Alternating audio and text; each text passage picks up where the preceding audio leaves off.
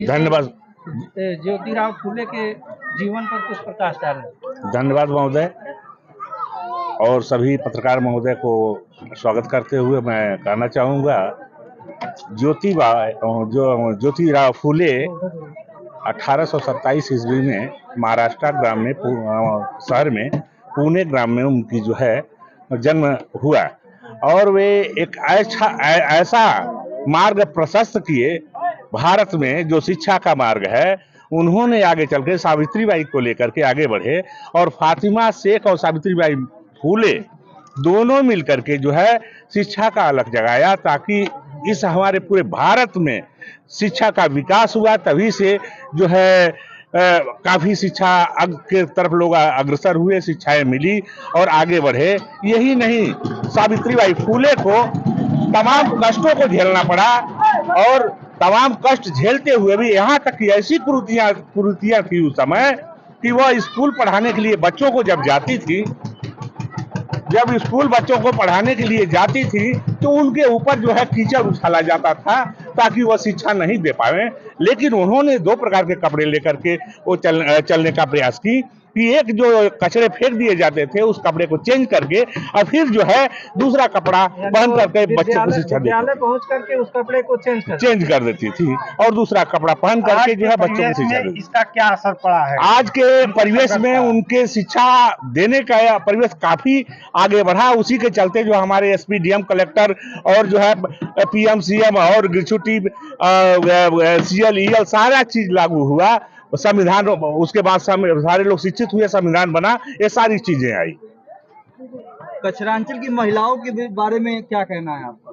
Sir धन्यवाद आपको। कचरांचल के विद्यालय थे महिलाओं ने ये कहना चाह रहा है कि हमने 98 में विद्यालय खोले। इस क्षेत्र की महिलाएं, लड़कियां पढ़ने नहीं जाती थी, डर के मारे नहीं पढ़ जाती, तब 98 में विद्यालय खोले। इस क्षेत्र की लड़कियां कहीं दूर न जाए पढ़ने के लिए, अपने विद्यालय से रहेगा, बगल में रहेगा, किराया नहीं लगेगा और पढ़ के कुछ आके निकलेंगी।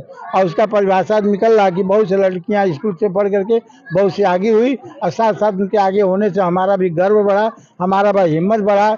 इसलिए जो भी कार्यक्रम कर रहे हैं उन्हीं लोगों का आशीर्वाद कर रहे हैं। विद्यालय की देन है कि ये सब हमको आगे बढ़ने का मौका दे रहा है।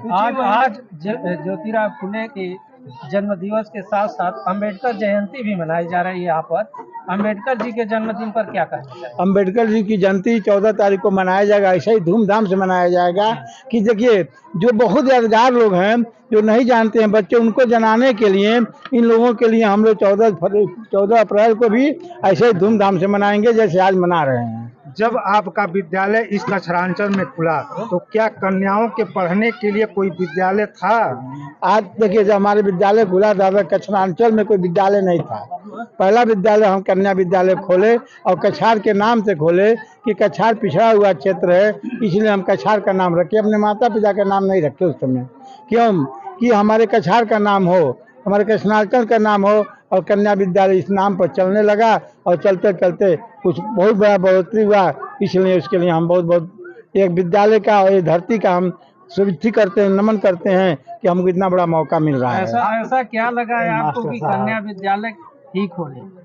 यही हमको लगा कि जो पिछड़ा हुआ वर्ग हैं, पिछड़े हुए लोग हैं, उनको हमको आगे बढ़ाना है। जो बढ़ा उनको क्या बढ़ाना है, जो पीछे हुए हैं उनको आगे ले चल के और समाज में नाम करना है। समाज में उनको बोल खड़ा होने की जगह मिले, वो भी कुछ करके दिखाएं।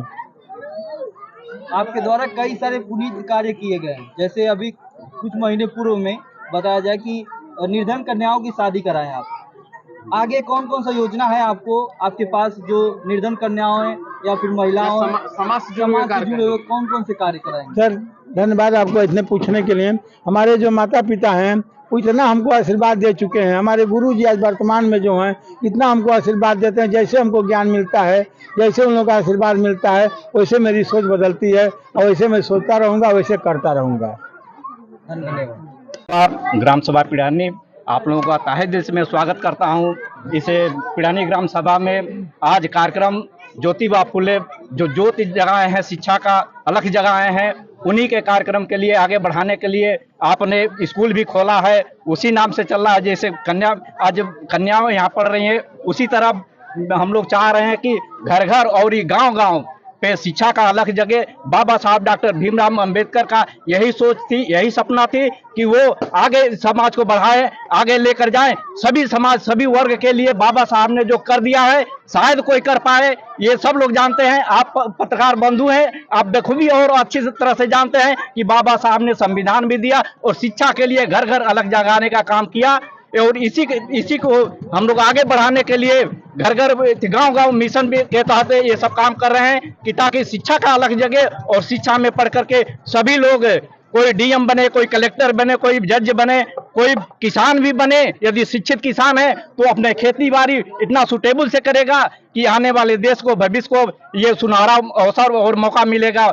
और हम चाह रहे हैं कि युवा वर्ग, जितने युवा वर्ग हैं वो लोग आए, आगे बढ़ें, आगे बढ़ करके शिक्षा में भाग लें, शिक्षा में भाग करके देश का नाम रोशन करें। हम जानते हैं कि भारतवर्ष इस समय विश्व पटल पे समझिए कि नंबर 1 पे जाने वाला है। और जब तक शिक्षा आगे नहीं आती है, शिक्षा का देन नहीं रहता है, कोई देश आगे नहीं बढ़ा है। क्योंकि यदि हम लोग देख लिया जाए, यदि यहाँ से लेकर के अमेरिका तक देख लिया जाए, शिक्षा की देन है कि आज हर एक वर्ग आगे बढ़ा है। इसीलिए शिक्षा पे बाबा साहब ने जोर दिया है। शिक्षा पे लिए हम लोग भी, सभी लोग जोड़ दे रहे हैं। सभी बच्चों को पढ़ाने का काम कर रहे हैं, बच्चियों का पढ़ाने का काम कर रहे हैं। और शिक्षा में जितना ही योगदान रहेगा, बाबा साहब का नाम और ऊंचा प्रबल बढ़ता जाएगा। विश्व पटल पे आप लोग तो जानते हैं कि बाबा साहब का नाम है और हर जगह मूर्तियां भी हैं। उनका यदि नाम है, यदि मूर्तियां हैं तो केवल शिक्षा के वजह से है। इसीलिए आप लोगों से भी करजोर नम्र निवेदन है, माननीय बंधु, पत्रकार बंधुओं, आप लोग इस शिक्षा के लिए इतने जोर लगा दें कि सारे गांव-गांव के